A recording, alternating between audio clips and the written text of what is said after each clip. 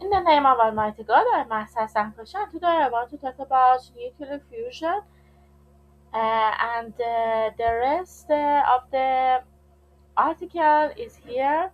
Other capabilities of the plasma focus emission include lithography with 10 nanometers resolution, medical radiation therapy applications, industrial non-destructive testing, as well as thin film deposition.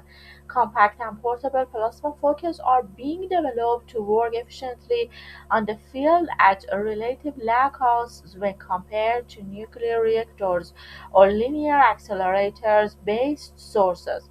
Moreover, the feasibility of combining neutron and X-ray scanning simultaneously in a single device is a unique advantage of plasma phoci. However, plasma phoci still presents several challenges that must be overcome in order to extend the use of these devices as X-rays and neutron source for commercial and industrial applications in order to be useful over the widest range of applications. A plasma focus device should be able to operate at a discrete repetition rate in order to produce average neutron emission rates about 10 to the power of 7 until 10 to the power of 10 neutrons per second and intense penetrating X-rays beams. Lee and his colleagues presented at a 16 Hz plasma focus operating in known. More recently, Rapazzi and his colleagues developed a mobile repetitive device for industrial applications. In the current paper, a repetitive plasma focus device operating with deuterium aimed to a pulsed source of neutrons and hard X-ray is presented. The repetition rate is controlled by means of a variable clock synchronized with a triggering system and a power supply, which ensures a regular operation up to the to zero point 0.2 Hz. Moreover, the feasibility and technological application are analyzed. Now I want to go through the device design and output characteristics. 4.7 kilojoule small chamber matter type plasma focus was used as repetitive radiation source. The gas chamber was filled with 4 millibar of an admixture of 2.5% in volume of argon in deuterium. The cylindrical chamber 1 cubic meter is made of a 3 millimeter thick stainless steel tube. The 2 millimeter thick front of the chamber is a stainless steel disc. 100 millimeter OD used as the hard X-ray emission window. The electrodes are concentric cylinders, 85 millimeter length, 38 and 73 millimeter OD respectively, made of hollow electrolytic copper and 12 3 millimeter diameter brass rods respectively. The anode base is made of brass, a 50 millimeter OD cylindrical Pyrex insulator, 4 millimeter thick, 30 millimeter length, is located covering the anode at the base. The chamber design is optimized for hard X-ray and fast neutron production. The footprint of the whole device is 0.60 square meter, its height being 1.3 meter. The capacitor bank is composed by three modules of six 0.7 microfarad Maxwell capacitors. The bank was charged using a 10 kilowatt Maxwell CCDS power supply. The modules were connected in parallel to the discharge chamber through three Maxwell spark gaps, model 40264, which were triggered simultaneously by means of a car ignition coil. The device was able to operate regularly at 30 kV at a repetition rate up to 0.2 Hz during runs of 2 minutes, maintaining the temperature within reasonable range. The external temperature of the anode reached 30 degrees of Celsius above room temperature after each run. The continuous compressed air flow needed to set the spark gap operating voltage and clearing was sufficient to cool this element. The external surface of the spark gap plastic encasing body heated up only few degrees over the room temperature, whereas the chamber refrigerated by natural air convection with the environment.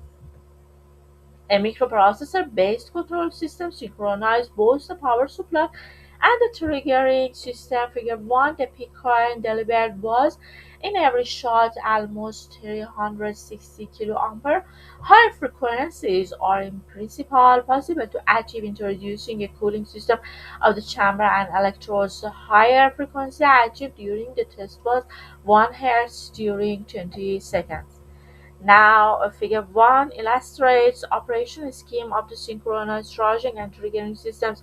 You see, there is a max versus DS power supply, then we go to the capacitor bank and spark control system, car ignition coil, trigger system, and we reach to the spark gap and discharge chamber in the right section. The discharge current was monitored by a non-integrating Rogowski coil. The X-ray emission was detected with a Ne102 ampere scintillator optically Kupsch photomultiplier (PMT) polarized at 800 volts and placed 3.9 meters away from the chamber. The Rogowski coil and PMT signals were acquired with the Tektronix TDS 540 ampere oscilloscope. Both the PMT and the oscilloscope are placed inside a Faraday cage.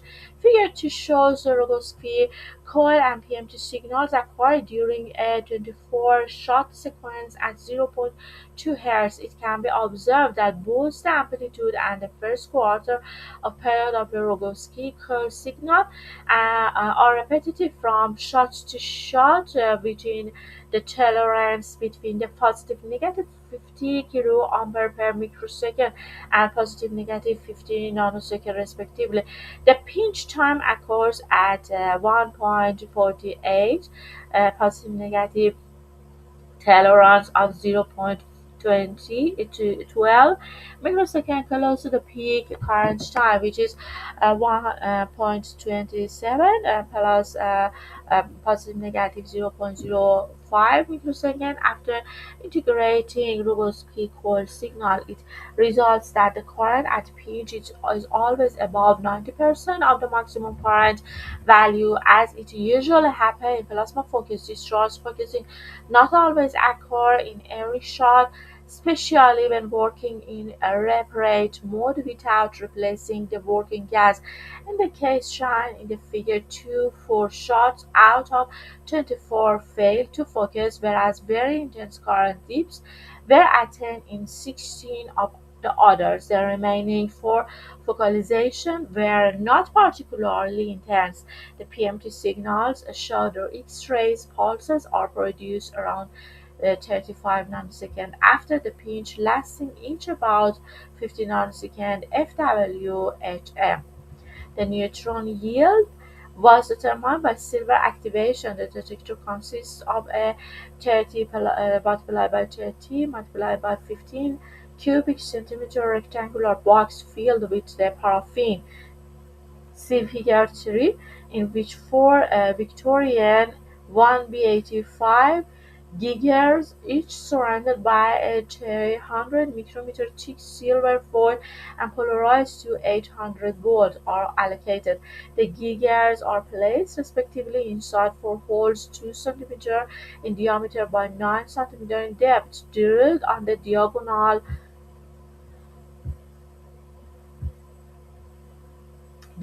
of one of the three multiplied by 3 square centimeter faces at 9 centimeter from the face center. The amount of paraffin allows for the necessary neutron thermalization to match the silver resonance peak for neutron capture with a beta decay located at 5 electron volt. The background counts of this detector are 66 beta tolerance of the positive negative 8 in a time intervals of 30-20 seconds. Figure 4 shows the measured neutron yield per shot recorded during 4 independent runs lasting 3 to 5 minutes of zero point 0.2 Hz operation, the average neutron yield is about 10 to the power of 8 neutrons per shot during the first 20 shots. After the yield gradually decreases until it reaches half that number around the shot 60. This may be in part due to the build-up of impurities in the filling gas along the run, which slows down the current sheets, resulting in a pinch time delay and a corresponding decrease of the pinch current, or due to degradation of the focusing efficiency caused by such impurities. Each run was down with the same gas filling, but it was fully refreshed before starting the run. So I want to go through the each sort of plan. You see the figure 2 illustrates Rogowski coil and PM2 signals acquired during a 24 shot sequence. We have in the x-axis time as a microsecond, and in y-axis we have a PMT based on the volt, and also Rogowski signals based on the kiloampere per microseconds. You see in the middle of the time we have a decrease of Rogowski signal and PMTW. Another plot shows figure 3 illustrates the scheme of the fast neutron detector. It is a 30 multiplied by 30 multiplied by 15 cubic centimeter profile block with 4 Victorian 1B85 gigahertz, each one surrounded by a 300 micrometer thick silver foil. And now we have a figure 4 illustrates neutron yield for each shot during several runs between 3 and 5 minutes long. In the x-axis we have a shot until the uh, 60 shot, and in the y-axis we have a yield uh, up to 10 to the power of 8, and you see that we have a decrease and increase to these. Applications, methods, and results. Both neutron and X-ray emission of the plasma focus device were tested for different technologies application with a potential industrial or therapeutical use. The following section describes the obtained results. Prospection by fast neutron scattering. The neutron pulses emitted by a plasma focus can be used to determine the presence and, after the proper calibration, estimate the concentration of hydrogenated substances in the proximities of the device. The basic idea of the method is depicted in Figure 5. Silver activation counter, like the one described in Section 1, is used as reference detector to register the neutron yield in each pulse. Part of the emitted neutron are scattered by the target if present and registered by a second detector. This second detector doesn't contain paraffin for each to be sensitive to scatter slow neutrons and at the same time to be insensitive to direct plasma focused neutron radiation. Moreover, it is shielded with borax and aerosol but want to filter slow neutrons not coming to its window. Figure 6 shows a diagram of the detector. It is important to note that this is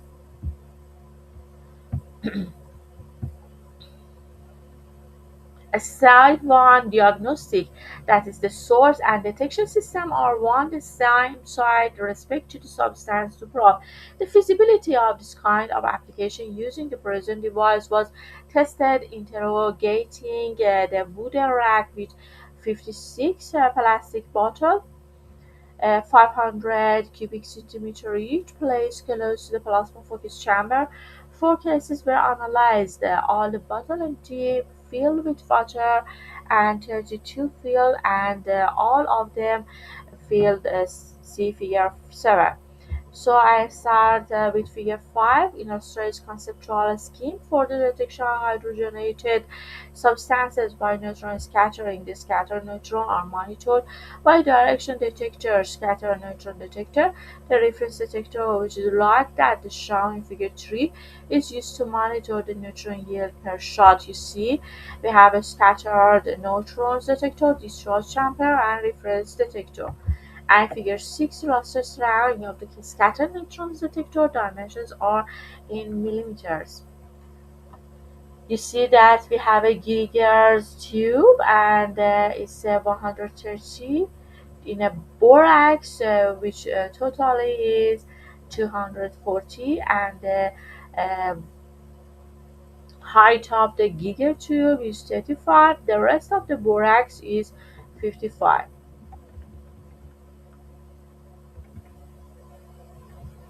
Figure 8 shows plots of slow neutron against fast neutron cones for different configurations with their respective linear fits. The slopes allow to discriminate between different amounts of water located at few meters of the plasma focus chamber. The experimental values Eprin resulted in 0.161 with the tolerance of positive negative 0.011 and 0.207 with the tolerance and the positive negative 0.011, and another value is 0.2838 with the tolerance positive negative 0.0092 and 0.048 with the tolerance positive negative 0.013 for cases 2 respectively. Figure 7 illustrates the four different configurations of empty and full-filled bottles considered to test the system for water amounts detection. From left to the right, there are 0, 16, 32, and 56 water-filled bottles respectively.